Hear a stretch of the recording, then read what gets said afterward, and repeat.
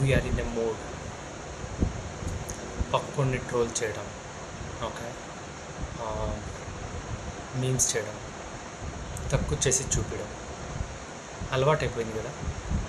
అందుకే ఒక state movie so మన కంట్రీని రిప్రజెంట్ చేస్తూ హాలీవుడ్ రేంజ్కి వెళ్తుంటే అటువంటి మూవీని జస్ట్ ఒక ఈవెంట్, ఒక్క ఈవెంట్ కూడా జరగలేదు, సో ప్రమోషనల్ కంటెంట్ని బట్టి అక్కడే ట్రోల్స్ చేయడం, నెగిటివిటీ స్ప్రెడ్ చేయడం.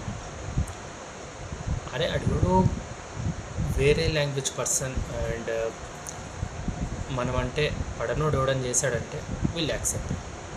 సిగ్గుందరా మన తెలుగు మూవీని మన తెలుగు ఆడియన్స్ ట్రోల్ చేసుకుంటున్నాం, ఇదేం కర్మరా. టోటల్ రేపు ఈవెంట్ అయిపోయిన తర్వాత క్లియర్గా మాట్లాడుకుందాం, ఓకే.